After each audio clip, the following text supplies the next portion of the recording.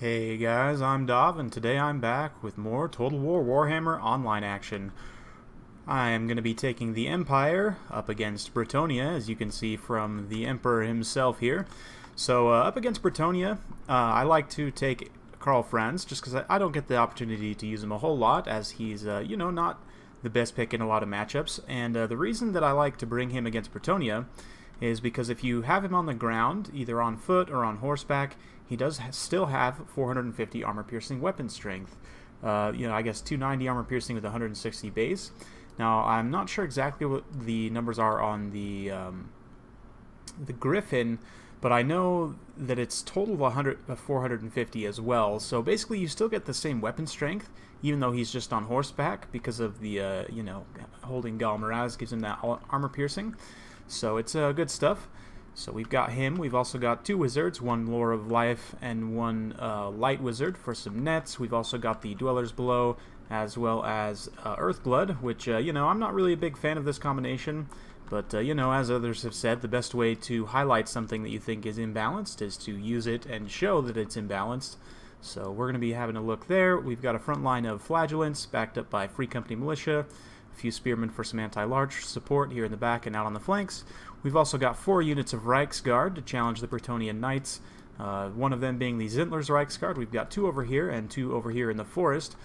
And that's going to be about it for my build. These guys are just about to stumble on some Grail Knights and this Regiment of Renown Knights Errant, the Defenders of the Fleur-de-Lis, who are a decent unit. They're not great, but they're all right. I haven't used them too much, but they're an interesting unit and they're relatively cheap, so they might be a decent option. I want to test them out a little bit and use them before I really call judgment, but interesting pick. Grail Knights are of course very powerful with their physical resistance. 82 charge bonus is really good. They've got armor. Not a lot of armor piercing, but they do have the bonus versus large of 12, so very good. For the rest of my opponent's army, it's a whole lot of peasants. We've got a bunch of peasant bowmen up front here, ready for some skirmishing. Got men-at-arms, no shields on these guys, so they're going to be just the low melee defense variant. So definitely trying to go cheap with lots of numbers.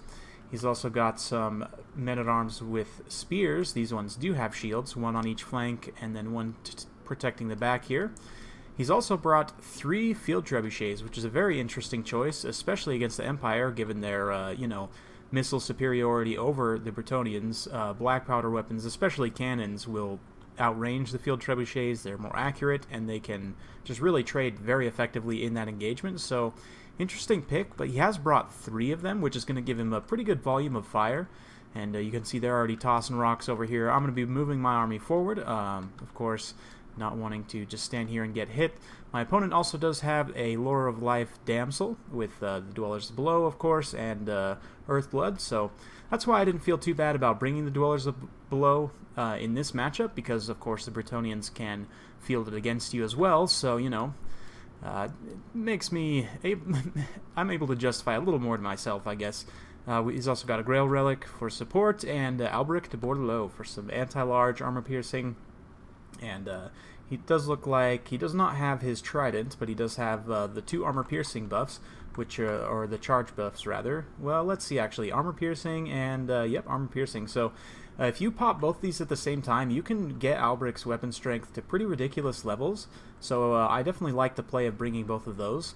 But we'll see if he's able to use it effectively. Over here, I kind of blundered my Reiksguard into the forest here and didn't see these Grail Knights and these Knights Errant. So they definitely got the charge and are taking down this unit of Reiksguard. However, this other unit of Reiksguard was kind of able to circle around, and we're just going to be tying these guys up. I'm going to be dispatching my Lore of Life Jade Wizard over here to try and get a Dwellers from below, because right now my opponent has about roughly equivocal resources over here.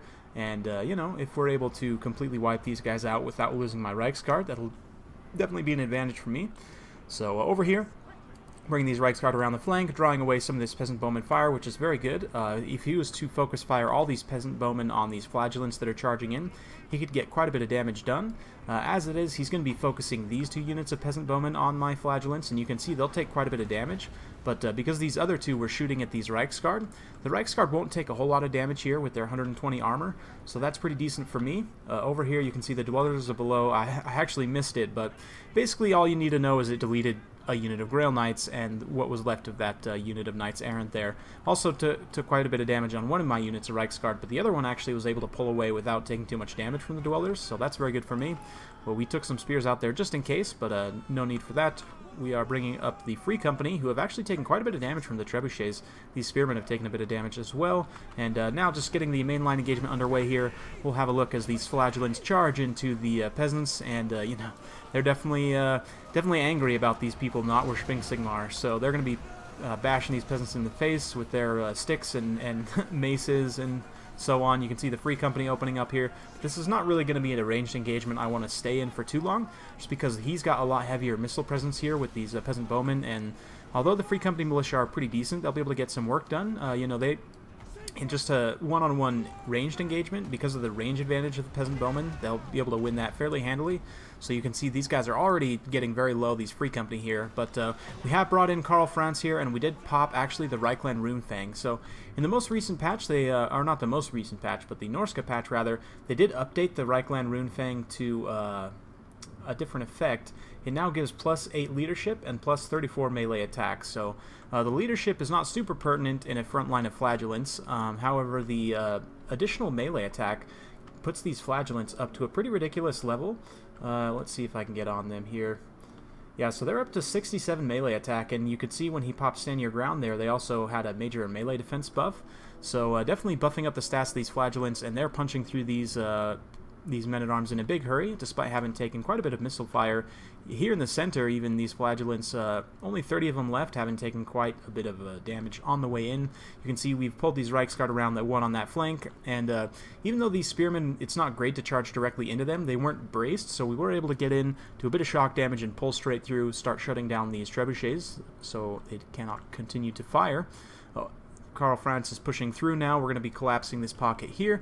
We'll go ahead and kick it back into full speed. I'm moving up now what's left of my Free Company and my Spearmen.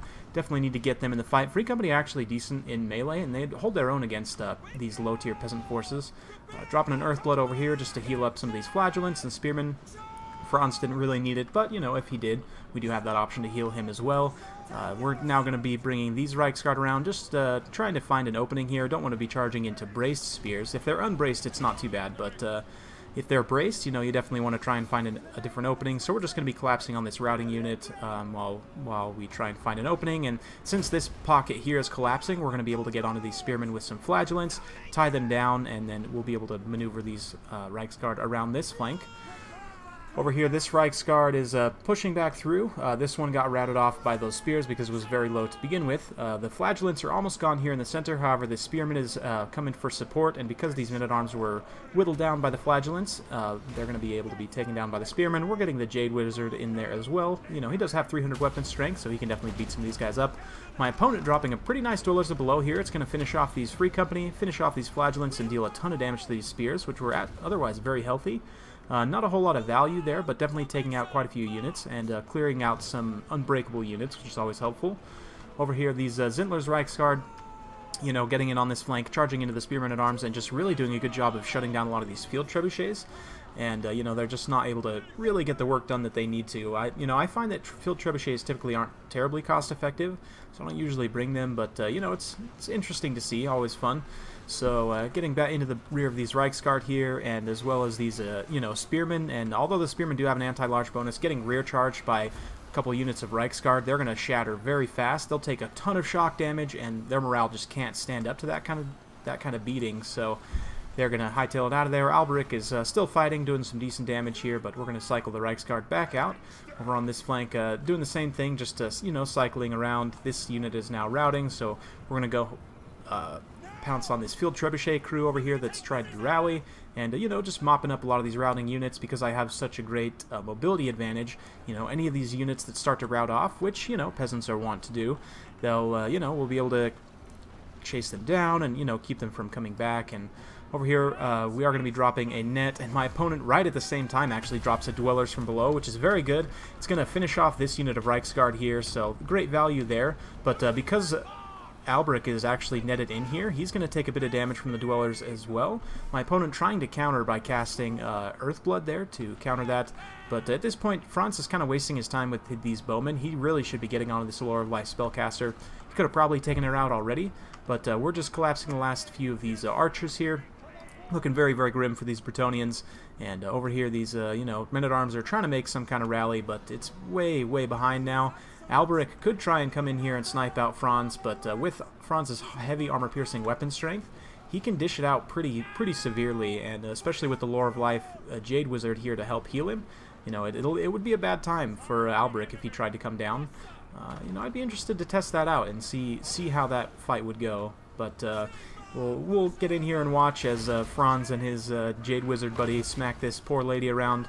I say poor lady. I guess Franz shows he's not afraid to smack a woman if she takes up arms against him, So we'll get Alberic back around. At this point, 48 kills is decent, but it would have been nice to see him try and pounce on Karl. That's probably what I would have done if I was in that situation. Granted, like I was saying, Karl could dish it out just as badly in return, but at this point, the Bretonnian forces are pretty much shattered. Most of their units are routed off the field, and Alberic is realizing his folly, gonna flee the field as well, and that'll be it.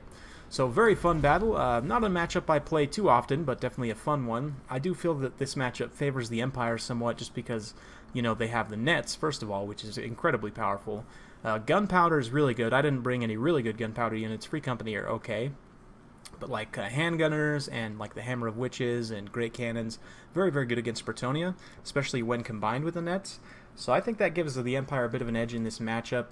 They also just have some other nice toolkit units like Flagellants, which are, of course, unbreakable. Give some great utility. Reiksguard are also probably one of the best units of cav in the game. Just pound for pound, they trade very cost effectively. If you compare them to Knights of the Realm, they're only 100 more, and I think they're a better unit overall because they're higher armor. But let me know what you guys think. Who do you think? Well, obviously Reiksguard would win in a one-on-one engagement, but which do you think is a more cost-effective unit, the Reiksguard or the Knights of the Realm? They're both relatively cost-effective and definitely both useful, but I personally like Reiksguard a little bit better. I think they're in a little bit better place. The Zintler's Reiksguard especially. These guys have incredible combat stats. 109 kills, very good stuff. You can see a lot of these kills on these Reiksguard, of course, coming against peasants, but, it's all good. 92 on these guys, 78 here is decent. Decent kills across the line is for the Flagellants as well, considering how much of a beating they took on the way in. Free Company not doing a whole lot here. I would probably trade these guys out next time for this build when I play against Bretonnia. Maybe change this out for a Hammer of Witches, or maybe get the Silver Bullets. Since they have magic damage and armor piercing, they can cut through things like Grail Knights. My opponent didn't bring too much cavalry, and I honestly think that's a big mistake, especially against the Empire, which also has very good heavy cavalry. You definitely need to find a way to counter that, and if he had maybe cut these, even cutting one of these field trebuchets and cutting this Grail Knight could have allowed him to bring more density. And although Knights of the Realm would lose there, if he supported with the spears, and just because he could have more troop density that way, in that cav engagement, could have pulled things out in his favor. Granted, that was all kind of decided by that Dwellers from below, and definitely. I don't think that spell is horribly broken, but it definitely needs some tuning. It's a bit cheap for what it does, and I think that if you made it like 22 Winds of Magic baseline and maybe nerf the damage by like 20%, 25% or so, it would be a lot better. Just because it is dodgeable, but it's tricky to dodge, and if you get even a couple of your unit models stuck in there, they'll continue to take damage. So, it can be tricky, and I do think that for the amount of damage it does, if you compare it to something like Pit of Shades, which is a smaller area of effect and it does less damage, but I think it costs roughly the same amount of magic. So, it's definitely not balanced, but I wouldn't say it's horribly broken. But yeah, in this matchup, definitely showcased. That unit of Grail Knights got 8 kills and pretty much just got deleted. They were very healthy. I don't even know if they had lost any unit models yet before that went off. It was if they had, it was only maybe 5 unit models or so, but I mean they were holding out just fine there, and you know, that Dweller's pretty much just deleted him. So yeah, definitely think that it needs some tuning, but you know, I do like it having a use. I think that you know, the kind of blob busting spells do have a place, and I like them being in the game. I just think that, like, Final Transmutation, for example, I think is fine, but Dwellers from Below just needs a little bit of tuning, and I think it'll be in a really good place. So hope you guys enjoyed watching. Let me know your thoughts in the comments below. If you like this kind of content, like and subscribe. I've got more Total War Warhammer coming every day, so stay tuned for more, and we'll see you next time.